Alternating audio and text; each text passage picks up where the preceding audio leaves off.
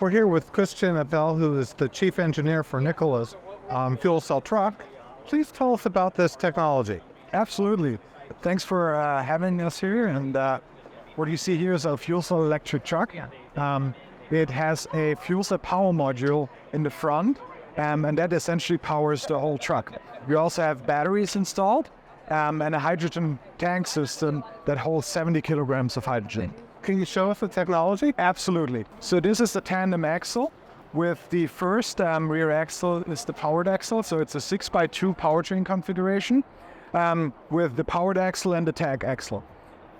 This e-axle was developed together with FPT, part of the Iveco group, specifically for this application. It has 400 kilowatt of continuous power output, or 536 horsepower, and consists of two electric motors that are geared together into a differential to the axle. We have the inverters that power the electric motors packaged here in the rear, and that assembly is essentially the same we use for our battery electric truck. So that's shared parts and technology. So that gave us the advantage in the development and for the maturity in the development phase to use essentially the proven technology from our first product. If you go further here, we can see the two battery packs packaged in the center line. Two packs each hold 82 kilowatt hours of total energy, so 164 kilowatt hours on the truck.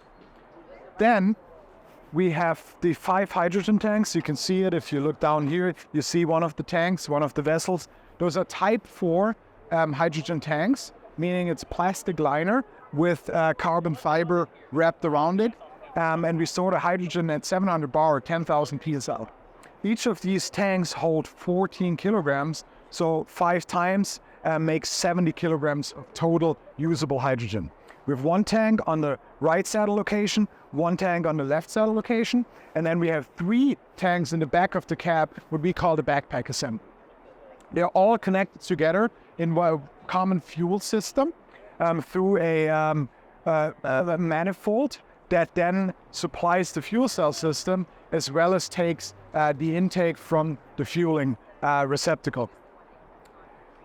I mentioned that we're operating on 700 bar, and what's important is that we're doing that for 2 reasons. First of all, we want to have the range that's required for these kind of applications, so we need enough hydrogen, and we also want to ensure that we can fill the hydrogen quick enough to establish refueling times around 20 minutes.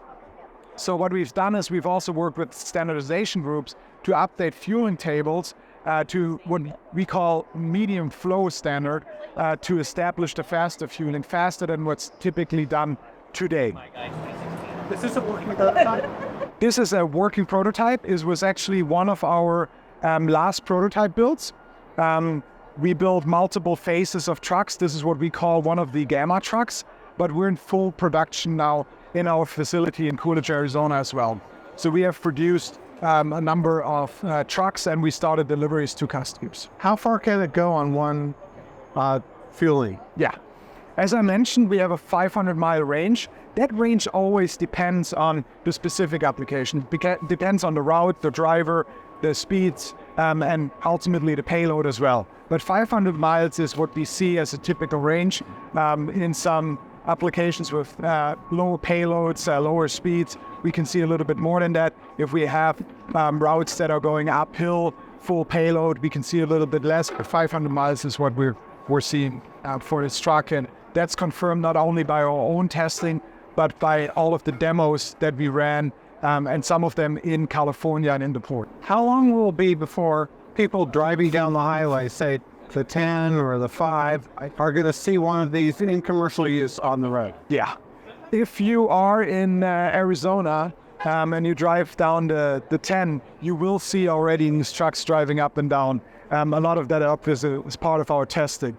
You could also see those trucks already around Ontario, California, driving with some of the fleets we're working with demos.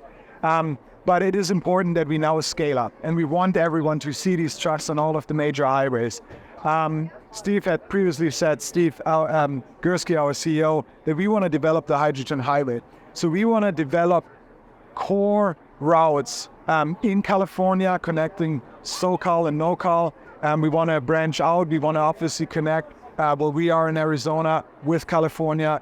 And there's specific routes that we will develop and build out stations to again get these trucks on these roads and branch from there. California is one of the key markets for us. There's other markets that are important, but California is the key market for us in the short and mid-term to bring this technology and bring these trucks to market. Great. Thank you very much.